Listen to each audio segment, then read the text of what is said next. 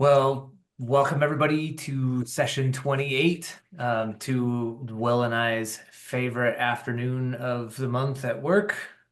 We're so happy you guys could join us and spend some time talking about nerdy stuff with us. So, super appreciate you coming. If for those of you who are not familiar, we always start off with the safe harbor notice because we have a tendency to talk about things that may or may not be released on this call. And so if it has not yet been released, please don't make any buying decisions based on that.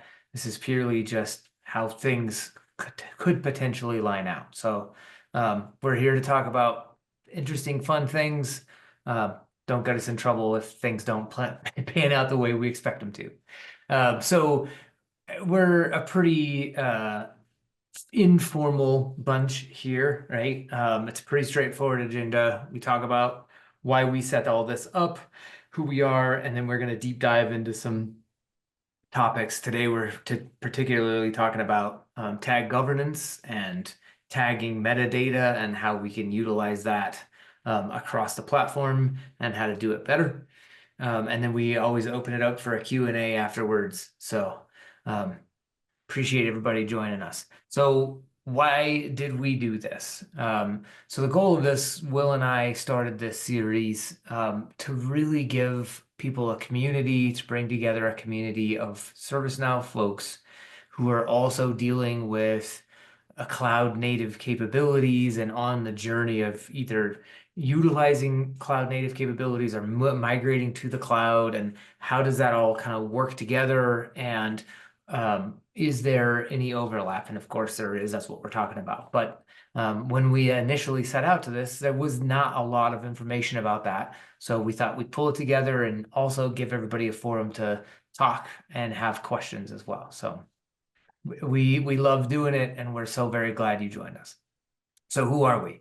So my name is Mike Gallagher. I am an ITOM pre-sale specialist here at ServiceNow.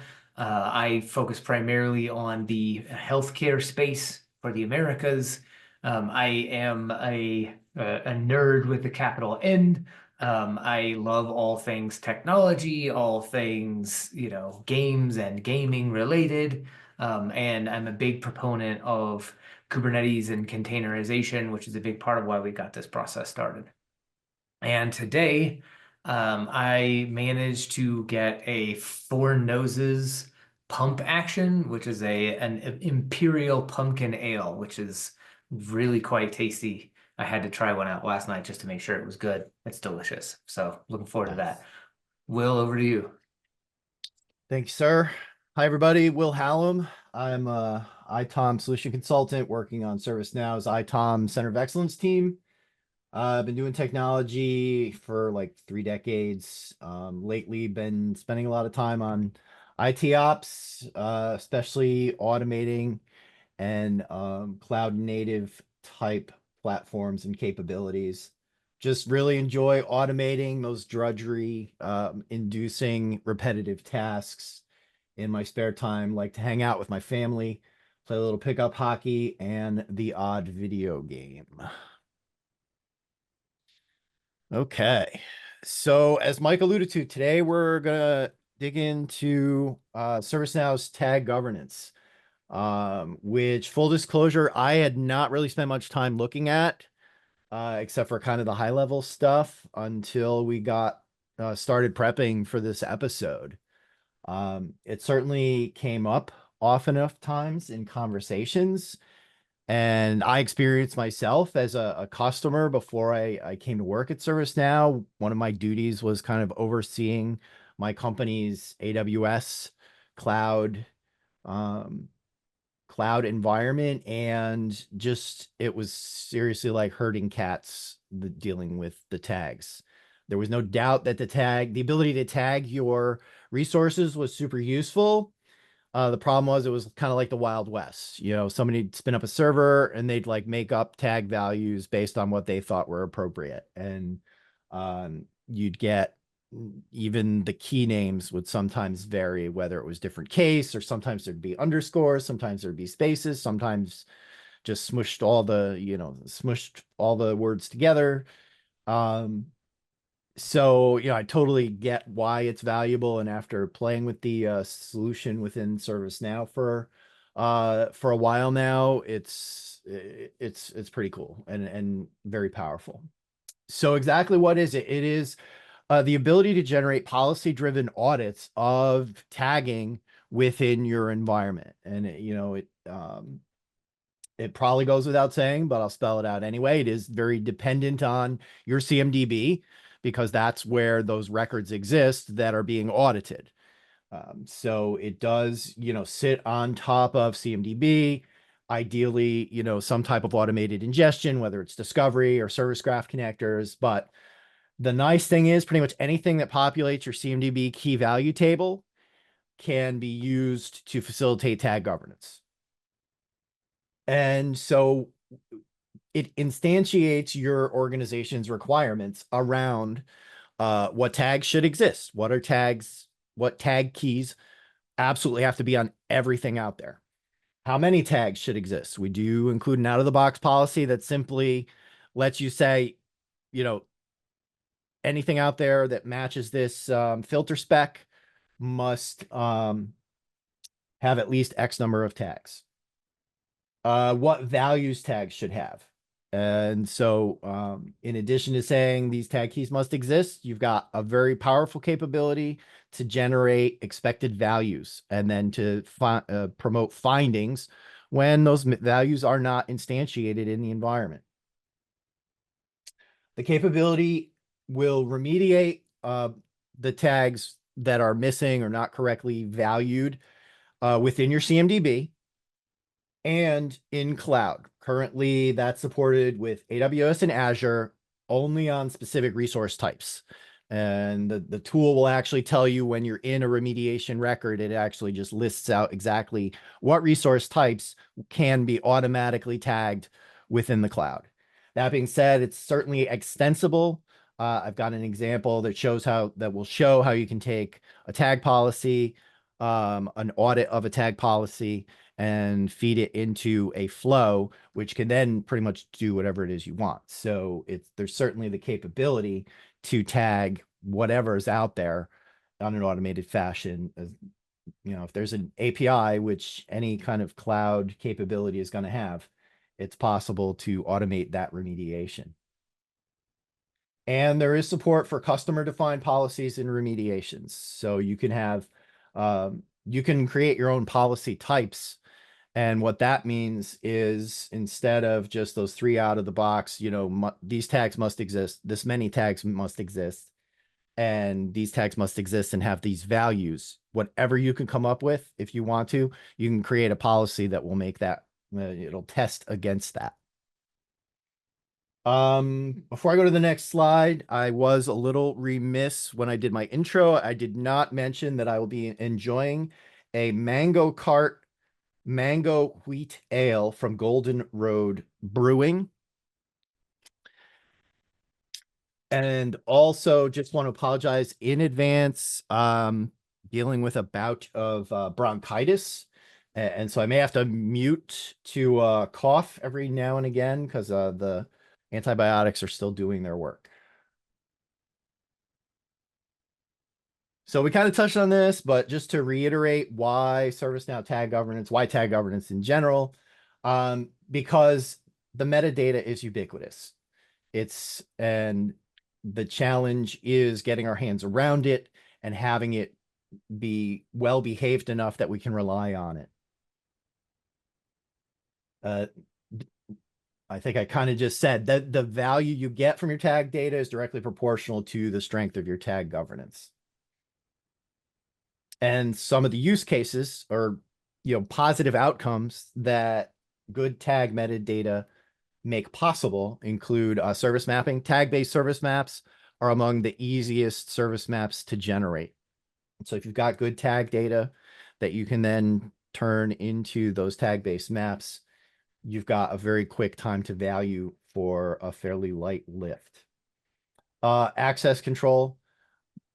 All the major cloud providers facilitate the ability to add permissions around something based on what it's tagged with. And that can be a very straightforward way to manage access on something, excuse me, versus having to interact with IAM functionality or an IAM team every time you need to adjust permissions on a particular cloud resource. Cost management, that's a big one. To do reporting on who's using what in the cloud. If you've got a tag that ties it to a cost center or a line of business, you've got that information baked right in. Alert management. One of the common challenges with implementing event management in ServiceNow has been getting that business context, which usually would mean, having a robust CMDB. Yep. An alternative to that is to leverage tag data, both what the resources are tagged with, as well as what we call monitoring tags, which is just any piece of data from a monitoring payload, and using those two pieces of information to then correlate alerts together. So one quick thing I want to point out on the service mapping piece, every single customer that I've talked to about tag-based service mapping, right? I'm always like, this is the fastest time to value on service mapping, period, end of story. It's quick, it's easy. You can do a lot of tags. You can do a lot of service maps like very fast based on tag data. And the number one complaint I get is, yeah, that would be great, except for our tag data is a mess and it's all over the place and we can't trust it. And to which I immediately follow up with, well, have you looked at tag governance, right? So it's a big part of why we're doing this conversation today, is because of the value that you can derive out of a strongly managed tag, ecosystem. Absolutely. I'll just take a quick pause and just reiterate, what Mike said earlier. We're a very informal bunch. Feel free to raise your hand, come off mute, and shout out any questions or comments that come up along the way. Raised hand. Yes, Tom. So I iterate and agree so much, right? So I'm in the ITAM space. I deal with cloud cost management a lot, get the exact same complaint. And so I'm happy. I wanted to see it. The reason I'm here is I want to see it in action, because I honestly, I don't, it generally, it tends to not get demoed that often. Right. And so on our side, we kind of rely on it because it's necessary to do the costing and the billing and the budgeting, so that we can know, okay, costs from these resources that are all tagged in this thing consistently, thanks to governance, go here. The one thing that we have in cloud cost management, or CCM, is tag normalization. And I don't know fully how those play together, like which can correct for things like, everything has an environment tag, but the values are, first of all, you could have tag, names for environment that are variable. You could have environment, env, right, environment without the n, stuff like that. And then on the value side, say you want to represent dev, test, prod, and standby, but test may be test, QA, UAT, et cetera, that you want to all kind of roll up. So there's, I know we have that capability too, and I don't know how they interact exactly. Yeah. The tag key normalization is an interesting one. Because they framed it as tag categories, which is kind of like a different.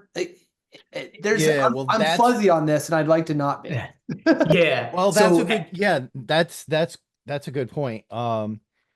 The tag categories on that's a functionality on the tag-based service mapping side that allows you to not have to normalize your tag key in order to take that. It's basically like a system for aliasing the different kind of tag key possibilities into a single right, a single tag category. Category. So that's the keys, which is the front or the name of the name value pair. Yes. Right. So that's environment, env, etc., both being right.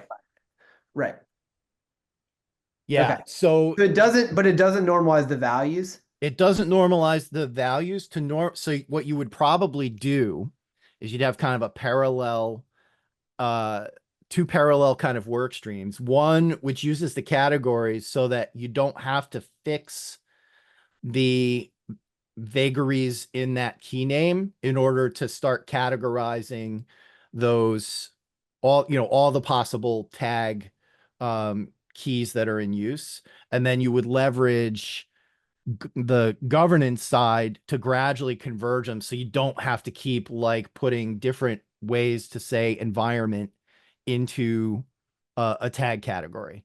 So it's kind of, Yeah. Okay. So they come at it you from mean two governance you different. have to use to fix the values, like the fact that you have UAT, test, and and QA Yeah. are all Well, really you the could same you thing. could use you could use governance to fix keys as well. I mean, it might require a user defined policy. Off the top of my head, I don't know because of the way you define the policy, and like when we kind of get into the demo, that'll hopefully be more clear. But um, when you're defining a policy that includes, these tags must exist, you are saying here's the keys that must exist. Um, so you can like once you fit if you pick this is the right way to say environment, and you say we're gonna put our foot down and env is the way to go, then you could use governance to make that reality, to call out, here's the ones that don't have environment listed as env, and call those out. And then you can also vet the value side with governance as well and say these have it's env, but they're using like qual instead of qa, so this needs to be remediated. So it can really, it's like the super cleanup for all your tag woes. But in the meantime, you can use categories to take advantage of tag tag-based service maps while you're kind of cleaning up on the back. Yeah. Okay. And really quickly, I see both Shane and Luke have their hand up. I think Luke had his first. Luke, do you want to jump in there? Yeah, Luke Morano. I'm the ServiceNow configuration manager here at the state of Illinois. We were very successful with service mapping. We got like over 500 maps done rather quickly. Nice. Nice. Just a comment that we weren't able to do tag-based mapping because our environment's in a shared service. So it's not a one-to-one, it's a one-to-many. Yeah. But we are looking at doing some tag-based mapping with the Azure cloud-based discovery. But we do have a partner that's doing all the tagging and the tag governance. So I guess it's how they're going to get the tags actually on the VMIs or the actual Azure VMs.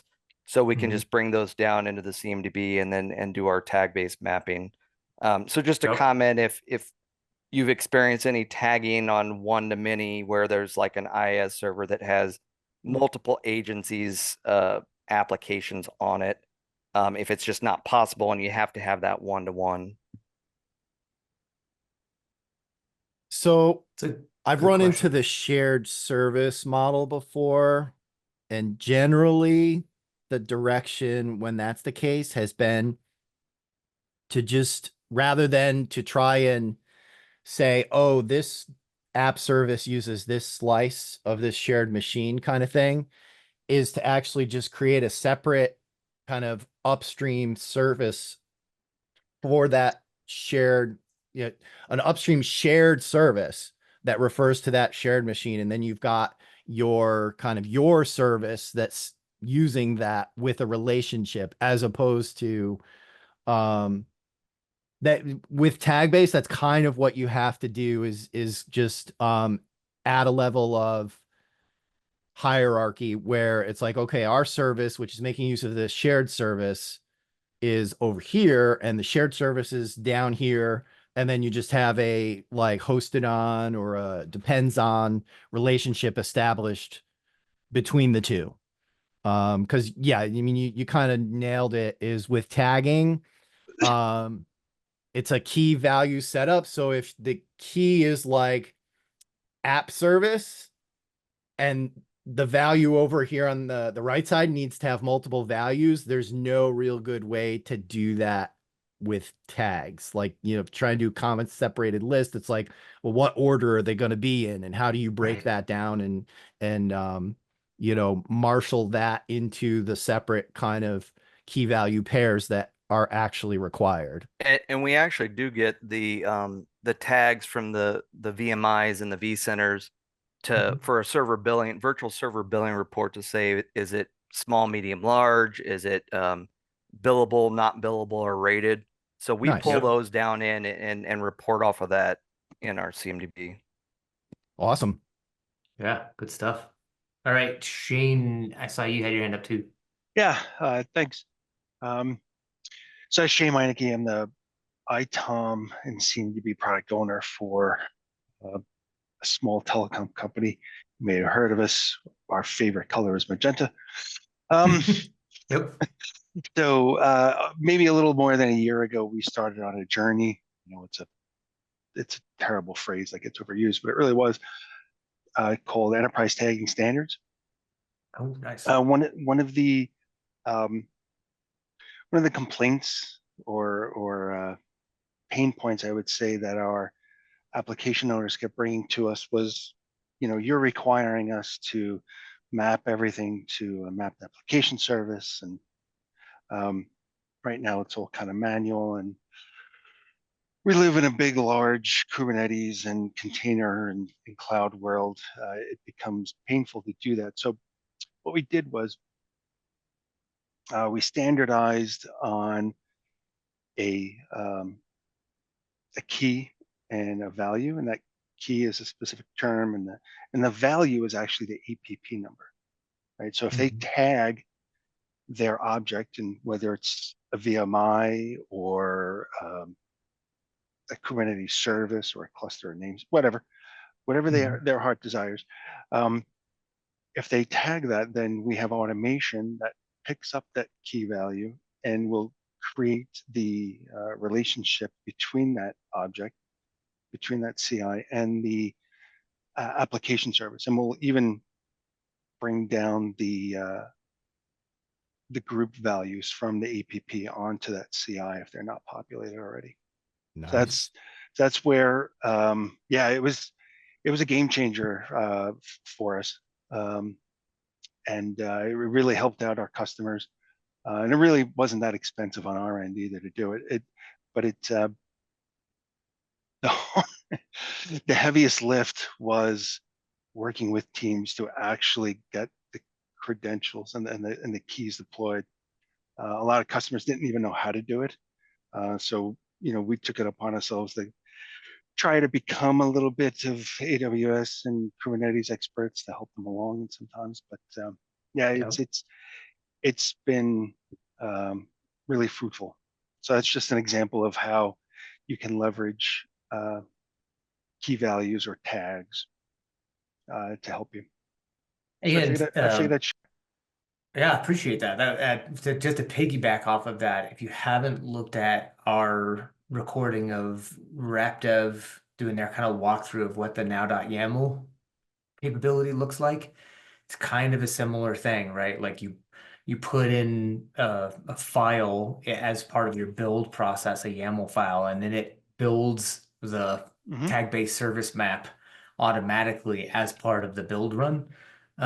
So kind of similar thing. It ingests that data out of that YAML file and plugs it into the CMDB so that once the resources are deployed, it has the shell to be attached to it too. So another good capability that's similar to what you guys ended up doing. That's great. Thanks. I'll check. Yeah. One more, Jason. I don't want to say your last name and butcher it. Fleming. That's Yeah. right. Hey, I just wanted to make some notes on our service mapping. I feel like we're pretty mature in our service mapping. We've been doing it for about 3 years now. Yep. We do some normalization on the environment key itself, just because we like the consistency of capital E, full word environment. And then we also normalize the values as well. So we map some of the typical values that we know people make mistakes on, prod to production, testing to test, right? So we have a custom table that we do a lookup on. So there's a business rule that then sits on the the table that then watches for those records. One thing to note of that I just fixed is You can't do that for like cloud payloads. Anything where the key value pair comes in as a related item on the payload, the IRE does not like you manipulating those values after the fact, like via a business rule.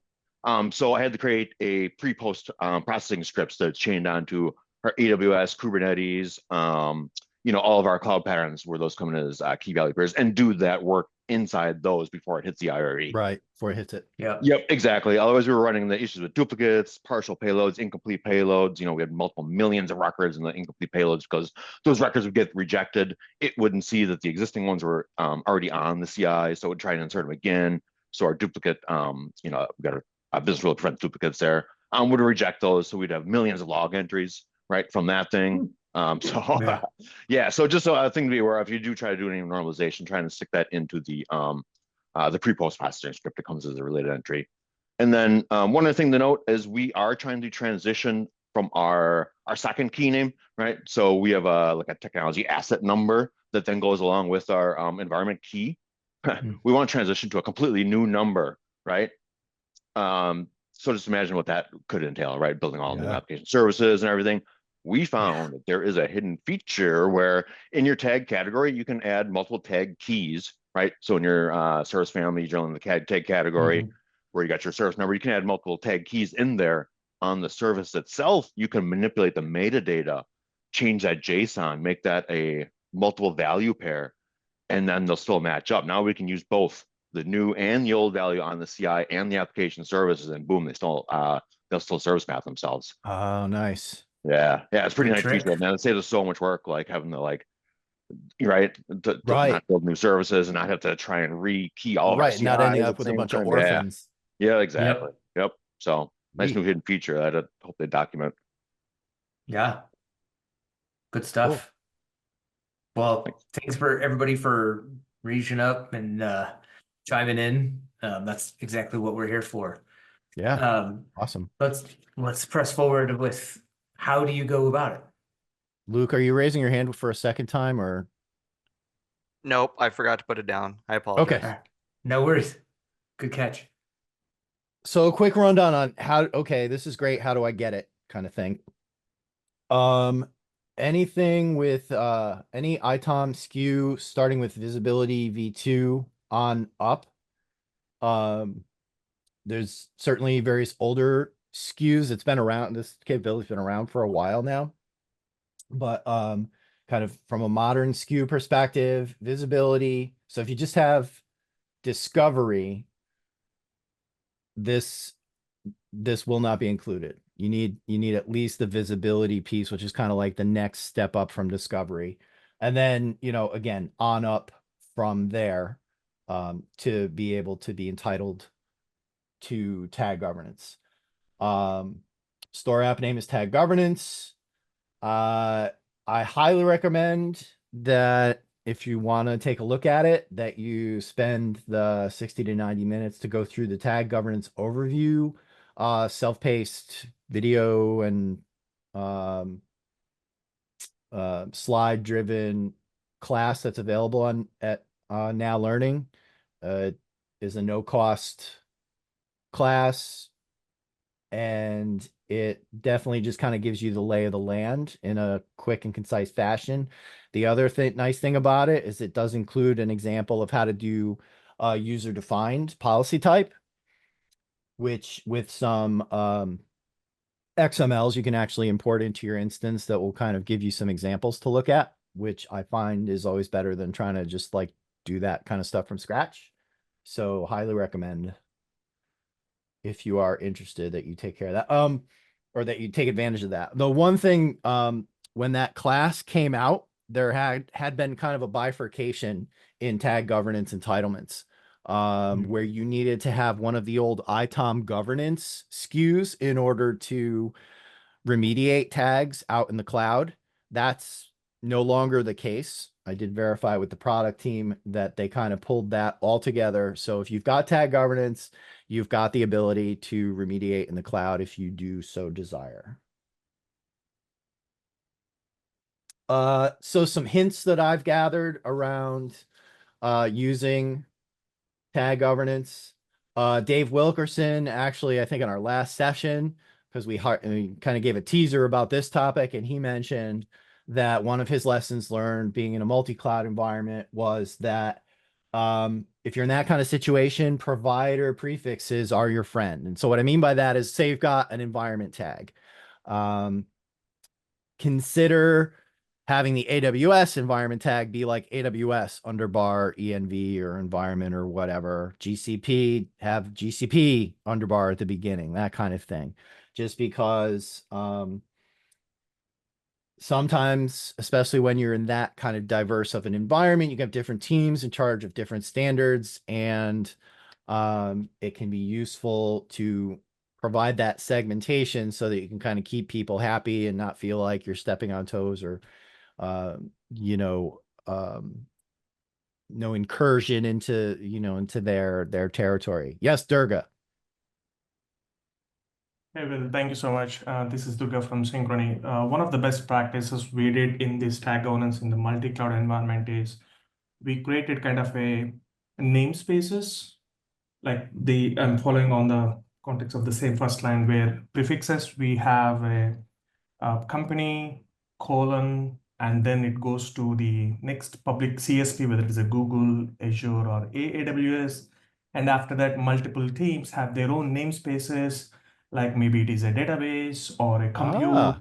So we have multiple layers, and each namespace is protected by IAM role. That specific team only have the right and read operation or write operations, especially to the tag governance, so that every team will follow the enterprise tagging standard. Right. I Wow, like it. that is like super high level. That is awesome. Yeah. And yeah, kudos for coming up with such a robust scheme and then mapping that into your permissions. That's really that's amazing. It's helpful. So a couple other hints. When I've mentioned you could create custom policy types. When you do that, you do have to adjust or create new UI policies and client scripts that go with them, because they all sit in a table, right? And the standard record for a policy type record has kind of all the fields available, and that can be and depending on what type of policy it is, certain fields are visible and certain fields are mandatory. And so you need to adjust that in a manner that's applicable to whatever policy you're creating. And I'll kind of walk through that in one of the demo use cases where I've got a custom policy type. Another lessons learned is, so you've got, when you initiate remediation that launches a subflow, there's kind of a pre-step to that where you say preview remediation, and it'll show you all the things that are to be remediated. Don't do this first part again after you kick off the remediation, because that will just totally crowbar the running remediation workflow. Because what happens is that remediation flow reads those preview records. And if you regenerate those preview records in the middle of that loop that's running in the background in that flow, it just says, oh, glide record doesn't exist, and the flow just tosses its cookies. So just something to be aware of. I got a little overzealous in my iterative approach, testing out some stuff, and inadvertently killed my my subflow. And then just another kind of a quirk that I noticed, and I'm just throwing it out there just in case it was something other than just me doing something weird. Excuse me. I noticed that when I went to a key value policy, which basically lists, I want this key to exist and it's got to have this value. If I added a new key and value to an existing policy and then ran the audit, it would find no CIs. And the way I would always have to fix it was I'd have to clear out the CI filter and then just rebuild it, and then it would work fine. So it happened like half a day ago, so I haven't had time to like run it down and see whether it's something I'm doing weird or whatever. So I figured just throw it out there. So if anybody else sees that weird behavior, it's a pretty straightforward workaround at worst. And if you never run into it, then good for you. So Mike's kind of collected some frequently utilized tags that he will kind of review. Yeah, so this is kind of a list of running a list of things that I see organizations regularly use in their tagging strategy, right? This is not intended to be an exhaustive list, but more actually to be kind of like a potential, idea generator or a conversation starter, right? So we've all talked about environment today already. Application, right? What application is this component in support of? What business application is that? Who the owner is? Who the support team is? What going back to our costing earlier, right? The cost center, what's the cost center for this component? The other piece is an application component, right? As I'm thinking about it from a Kubernetes standpoint, in a lot of cases, you have kind of like a higher tier app that's supported by multiple underlying components, services, things like that.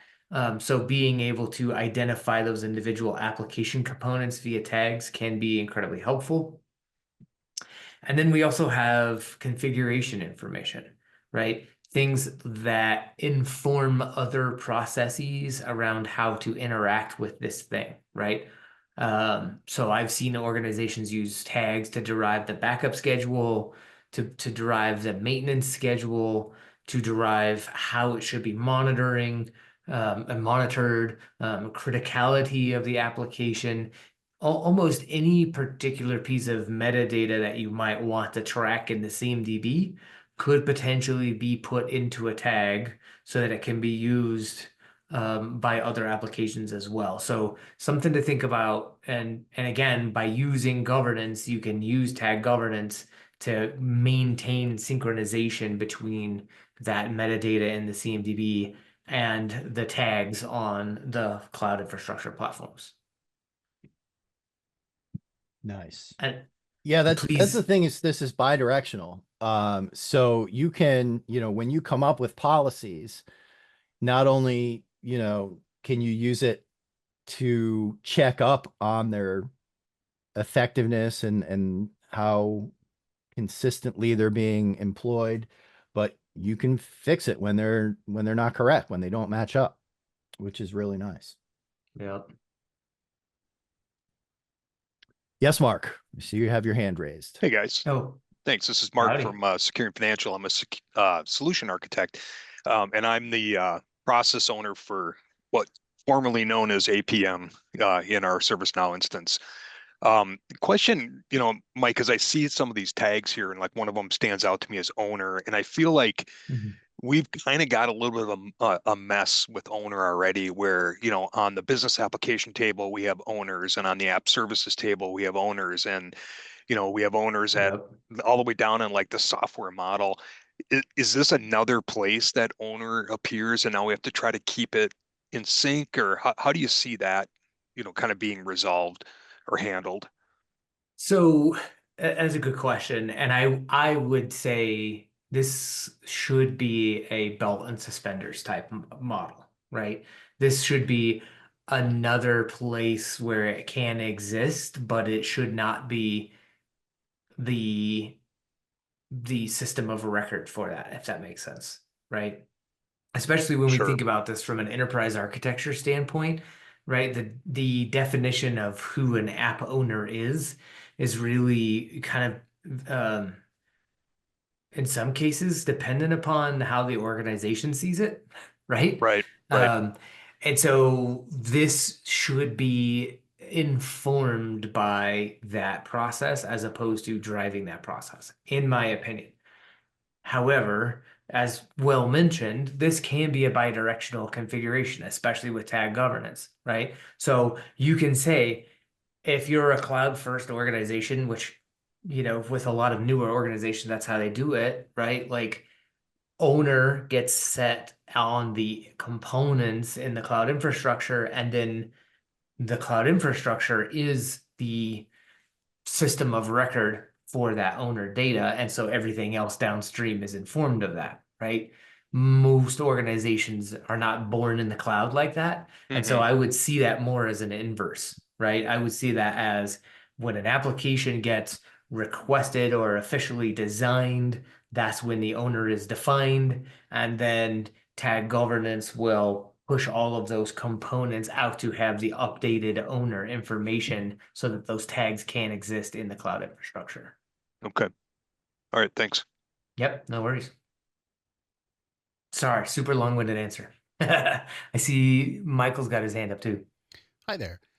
My question is the bidirectional aspect is really exciting, but I'm surprised that the development teams, I guess, the people managing the cloud infrastructure, for us to consume it makes sense and would be what they're used to, but for us to go and change their values is almost shocking to me, at least in our culture. So how does Right. that work in terms of the culture of it, I guess? And that is exactly why the bidirectionality is totally optional. Optional, Right? sure.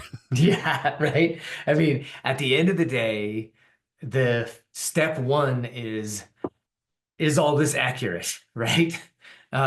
Step two is if it's not accurate, let somebody know so they can fix it. And then step three is, hey, we already know the information, so we're just going to go fix it, right? Got it.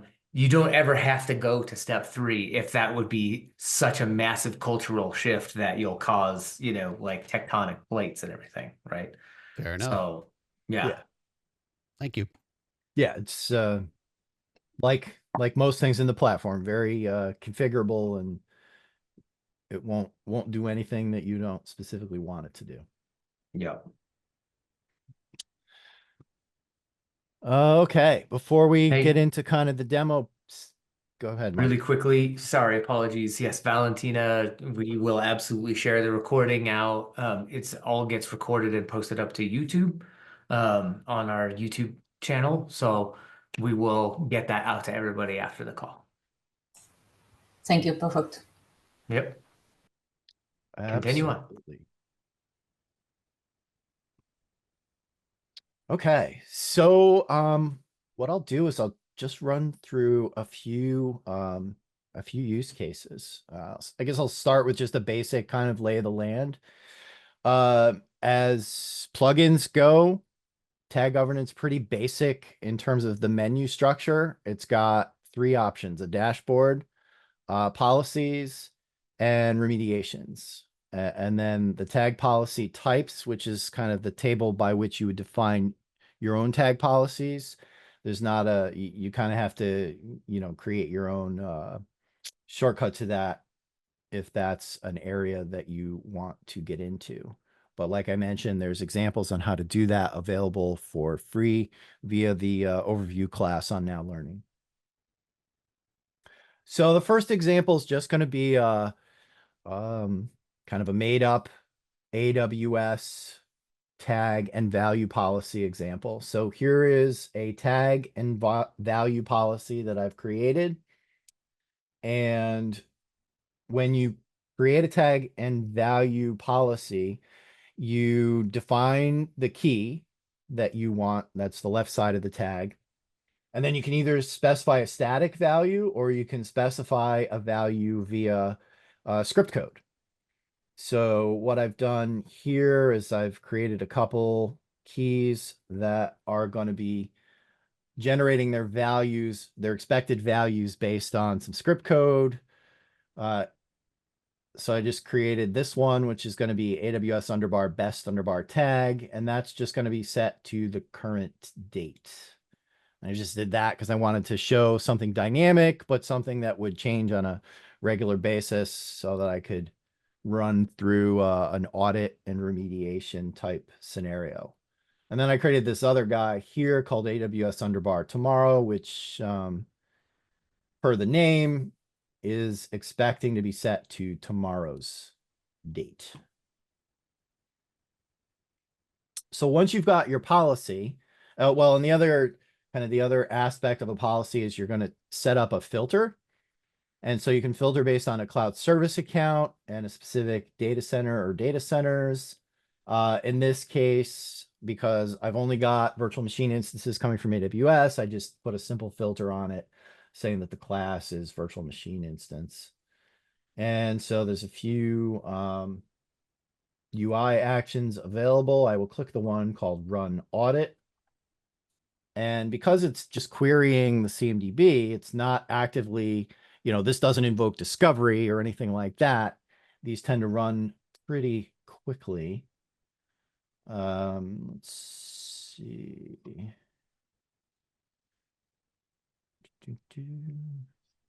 My time zone is just 3 hours off, right? Yep. So here's my results, and then it'll actually give you a tab with latest policy run findings.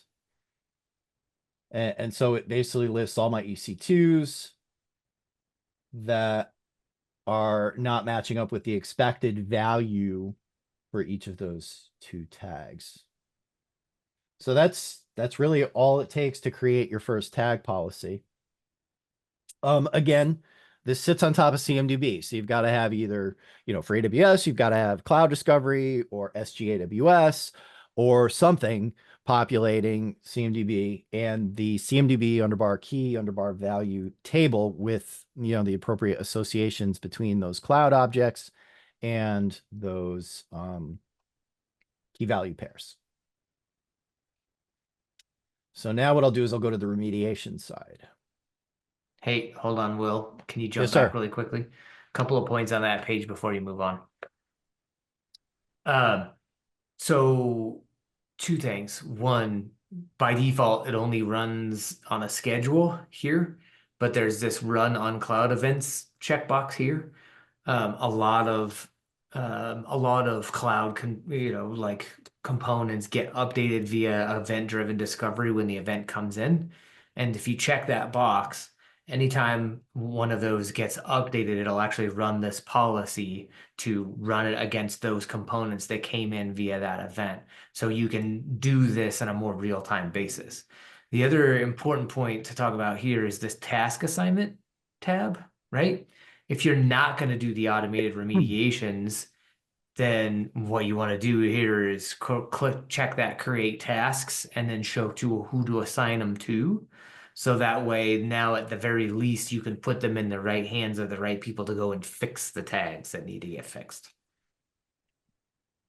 And that's also further extensible because when it generates one of those audit follow-up tasks, you can actually also grab those with a flow. So if you want to be more dynamic about what group you assign that task, that follow-on task to, there's certainly hooks available to facilitate that via something like flow logic or a flow tied to a decision table. The possibilities are literally endless. Good call out. Sorry, continue on. No, thank you. Okay, so I've created a matching remediation that aligns with this tag policy.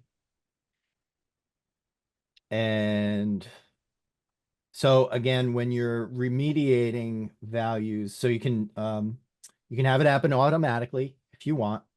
And in all cases, it'll update that key value record, the corresponding key value records in your CMDB. What is more variable is whether or not it will just automatically go out and modify the cloud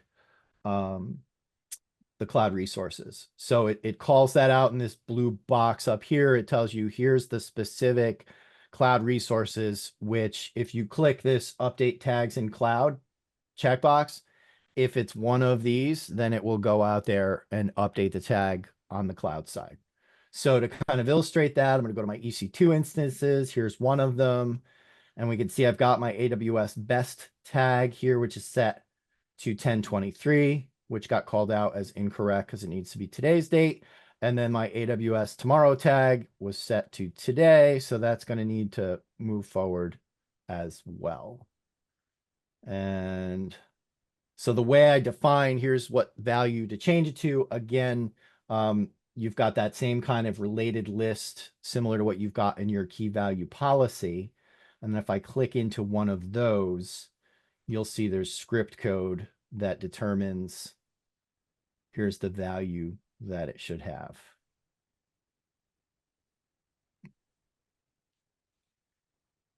So with kind of those pieces in place, I'll regenerate my previews because I'm not sure when I last did that. And so that it tells you right here what it's going to change. Expected value 1024 for best tag, 1025 for tomorrow. And then this flow context is going to fill in once I actually run the remediation. Your remediation runs are all recorded here, so you can click into the flow and see exactly what took place for each remediation run. So given that, I will kick it off. It gives you a handy little link here where you can click into the running remediation, which will bring it up in Flow Designer.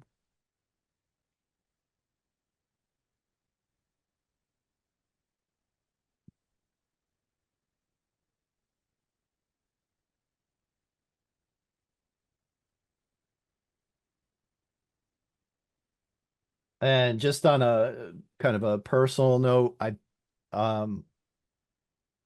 the setting up the permissions here was pretty easy. Sometimes I've struggled in the past with getting AWS permissions working. It basically uses the assume role model. It doesn't give you the option that I could see to put in like API keys. You basically have to have a mid server that's running with the ability to assume a role that has the permissions to update tags. And so I basically just kind of followed through the docs on how to do that. And I think it was the first time that I've had like an AWS related flow just kind of work from a permissions perspective the first time I tried it. So now my flow's completed. You can see it iterated through 20 records. And there's some logic in there where basically if you don't check update cloud tags on the remediation, then it'll just update in the CMDB. And if you, as long as you've got that update in cloud checked, then it will run through, assume the requisite role, and then hopefully if I refresh this resource.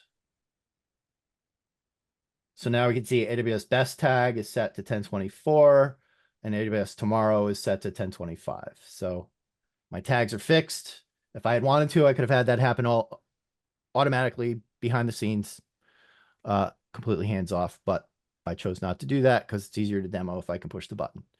Bob, you've got your hand raised.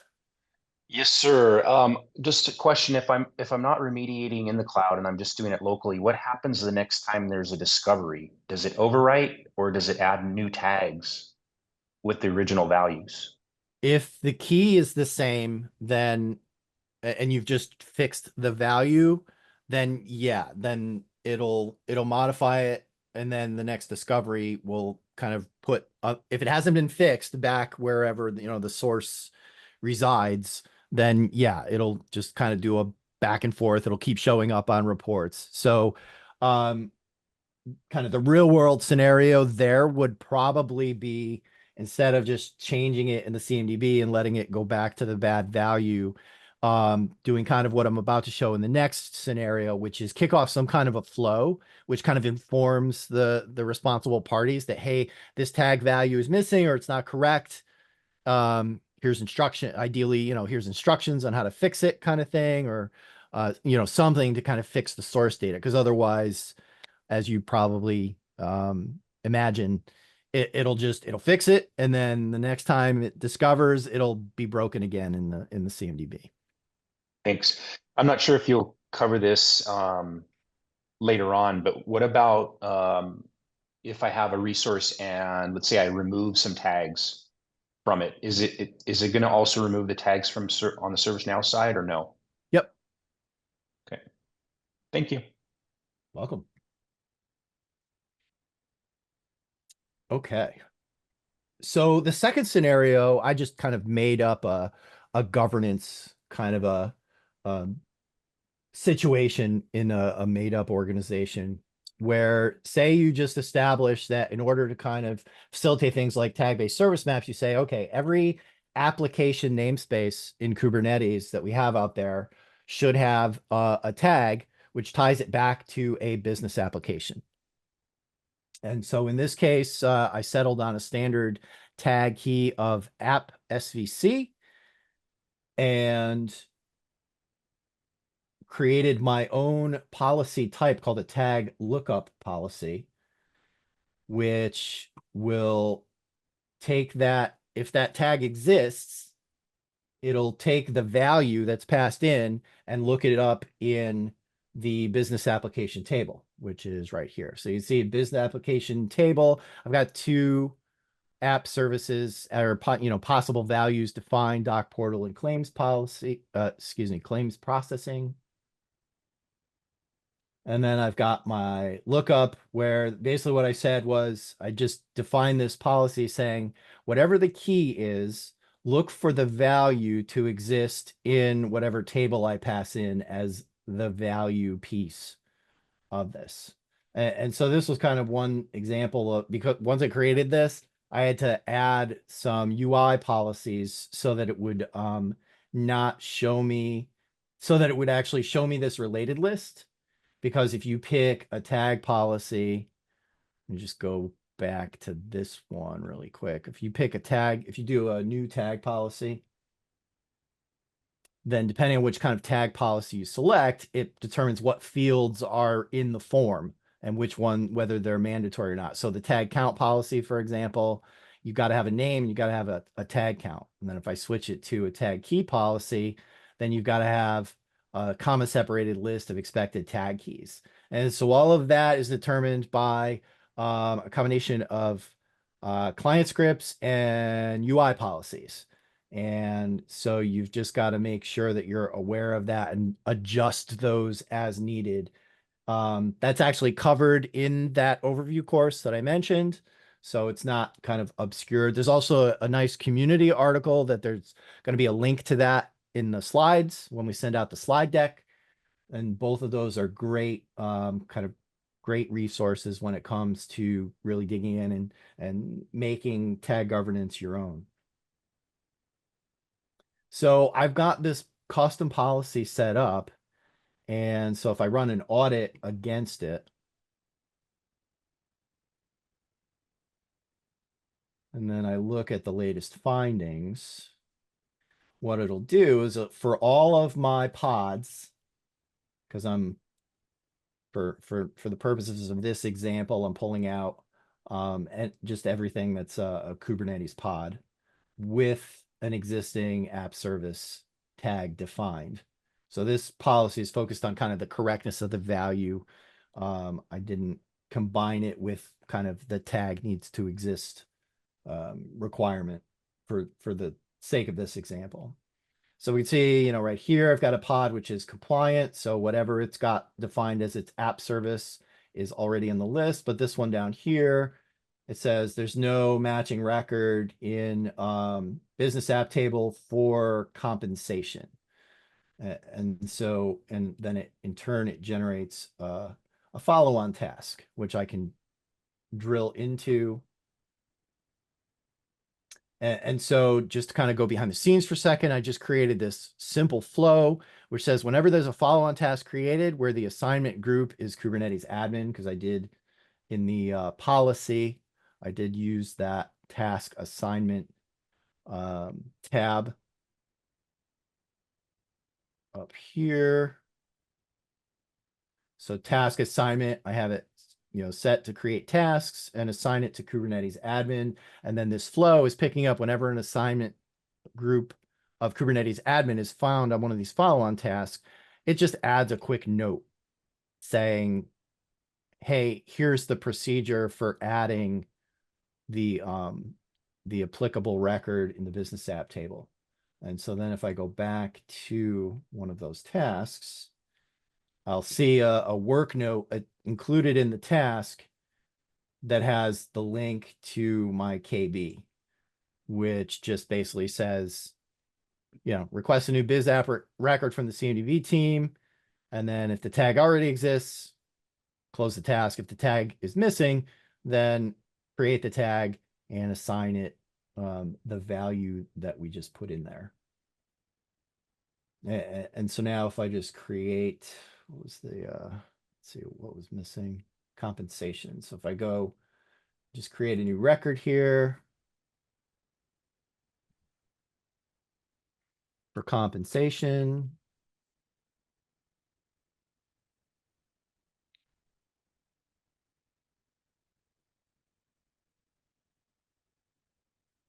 and give it an owner. Save it out.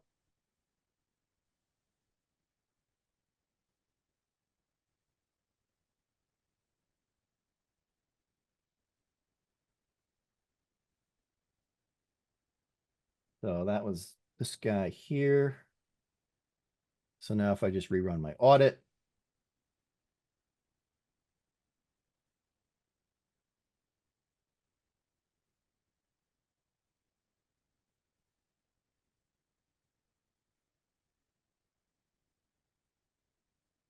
oh, so it's right up on top here.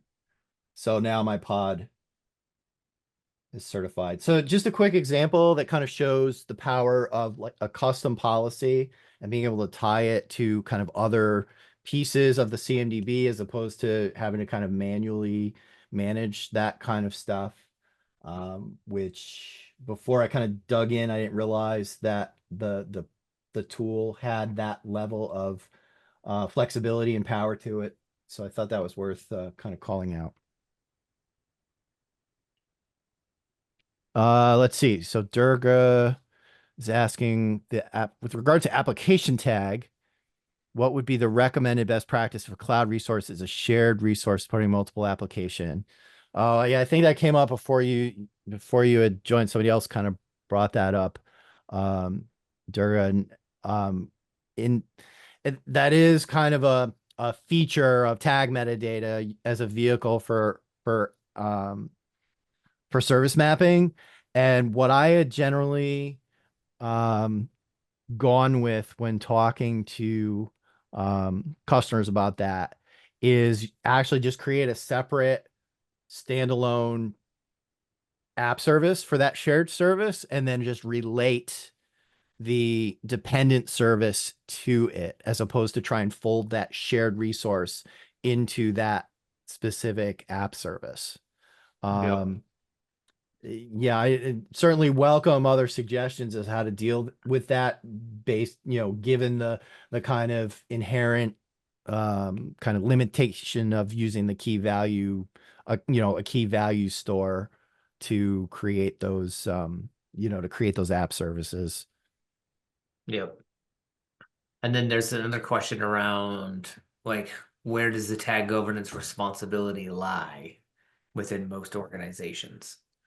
From Mark. And that's an interesting one because traditionally I've actually seen it land in the cloud teams because most of the time, tags are primarily applied in cloud infrastructure and the cloud teams are kind of responsible for managing that.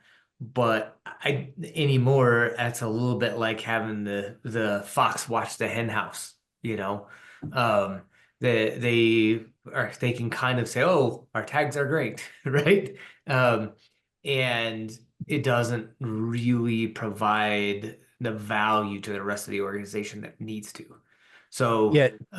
I see more and more organizations moving that out of and separate from the cloud infrastructure teams.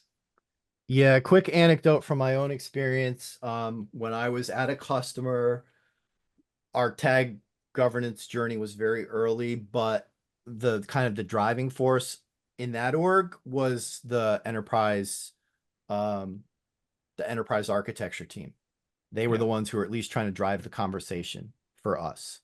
And the cloud team and cloud engineering teams were certainly in the conversation, but they weren't so much driving it as they were just a participant, certainly making their needs known. But the overall aspect was within kind of the architecture function. Durga, I saw your hand go up. I just want to share one point that's a very good question on responsibilities, where this lies.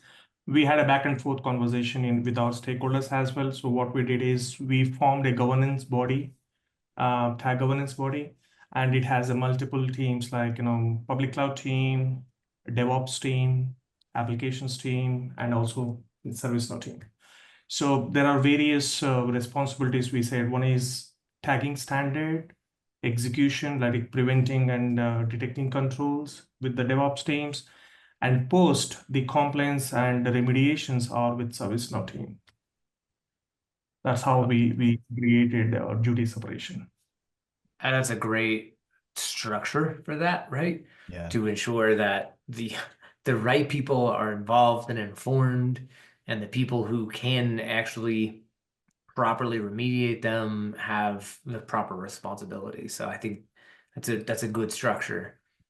You should really consider submitting a proposal for a session at Knowledge all around your tag governance journey, because you've got so much stuff kind of really worked out and figured out that I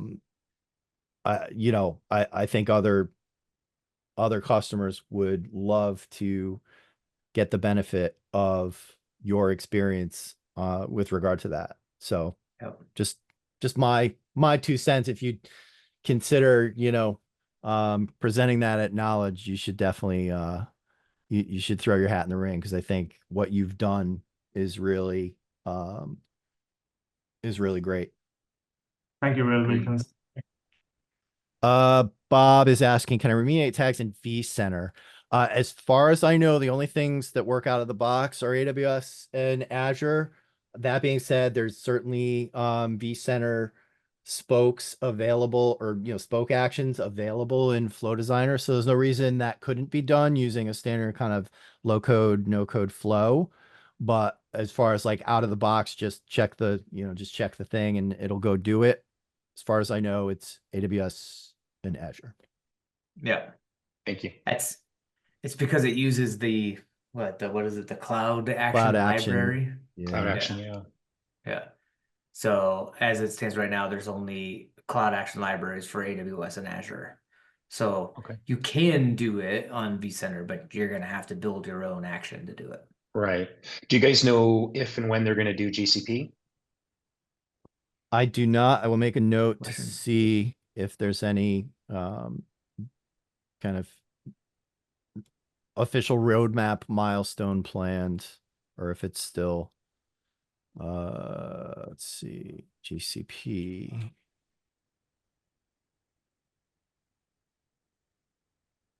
I will check with the product team, and I'll include the answer when we send out the follow-up our wrap-up email to all attendees. Yep. Thank you. Guys, I appreciate everybody sticking around with us. I know we're a little over time, so appreciate the chat. So demo, everything I planned to demo is done. These helpful links will be included when we send out the slides. Just a quick shout out. We actually have kind of a one-stop shop Beers with Engineers microsite set up now. The link to that will be included. It'll always have the link to the next upcoming session. It's got a handy link to the YouTube playlist, a contact us link. It's still kind of basic. We're going to be building it up over time, but the URL will be reliable and allow you kind of an easy way to see what's up with the community without having to remember a bunch of different URLs. Yep. So we've been kind of doing Q&A the whole time. I guess we'll put out one last call for formal topic applicable Q&A, and then, as is our custom, we'll turn off the recording and open it up for an open forum for whatever else anyone wants to bring up. Actually, before we do that, should we talk about next month? Oh, you're right. We should. Thank you, Mike. So our last planned session for the season, or for the year, because we don't generally do something at the end of December, will be on the 21st, the week before Thanksgiving.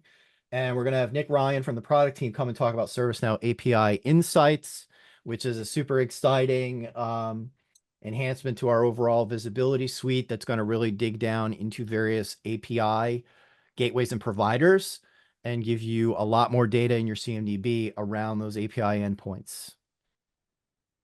This is a game changer for organizational visibility as we start thinking about more modern organizations and where the communication endpoints live. This is big. So I'm excited about it. Okay. Questions? Bob, go ahead. Yep. I had another one. Can one of you guys show the the tag dashboard, tag governance dashboard real quick? Yes.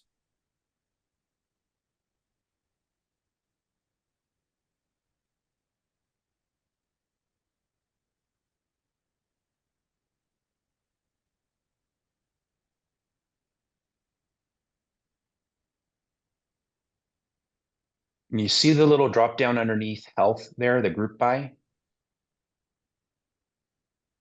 To me, that seems arbitrary, and I was wondering if there's a way to change that. Customize group by. I don't know off the top of my head. I'm making a note. Thank you. Yeah, It's like, that's yeah, I mean, interesting. it's great there's a cost center entry there, but if the customer's not using cost center, then or if they wanted other tags, you know, group by other things there, could we Yep. change that? I'm betting the answer is yes. I just can't do it off the top of my head. So rather than fumble around here, I will follow up and get you the specifics. But I'm pretty sure it's going to be a how, not a can I type of an answer. Okay, thank you.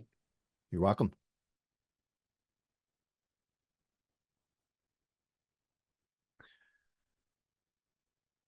Anyone else? Definitely thank you all for your active participation and all the good questions and insights and lessons learned. Okay. Going to turn off the recording, and then if there are any other topics or questions folks want to bring up,